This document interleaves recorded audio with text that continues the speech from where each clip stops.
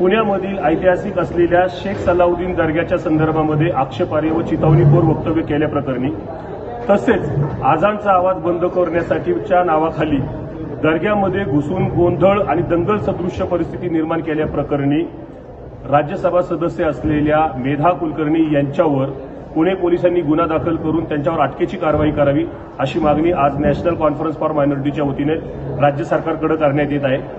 दिनांक 12 एप्रिल रोजी हनुमान जयंतीच्या कार्यक्रमाच्या अनुषंगाने मेधा कुलकर्णी ह्या कसबा परिसरामध्ये आल्या होत्या।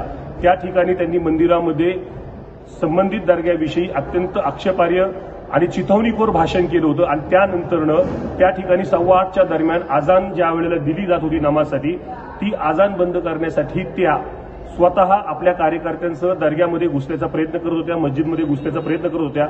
त्यावेळेला त्यांनी त्या ठिकाणच्या मुस्लिम बांधवांना धक्काबुक्की केल्याचा देखील व्हिडिओ समोर आलेला आहे। परंतु वेळीच पोलिसांनी हस्तक्षेप केल्यामुळे कोणतीही मोठी दुर्घटना घडली नाही। राज्य सरकारनं अशा प्रकारच्या लोकप्रतिनिधींवर कठोर कारवाई करावी।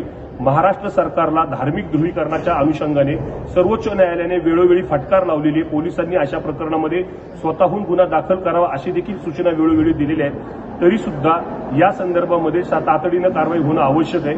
हा संपूर्ण प्रकार घडल्यानंतर 12 तारखेलाच संबंधित मस्जिदच्या ट्रस्टींनी पोलिसांकडे तक्रार दाखल केली आहे, पण यात अद्यापपर्यंत गुन्हा दाखल झाले नाही। त्यामुळे यात तातडीनं कारवाई व्हावी अशी अपेक्षा आम्ही करतो। मी राहुल डंबाळे, अध्यक्ष नॅशनल कॉन्फरन्स फॉर मायनॉरिटी।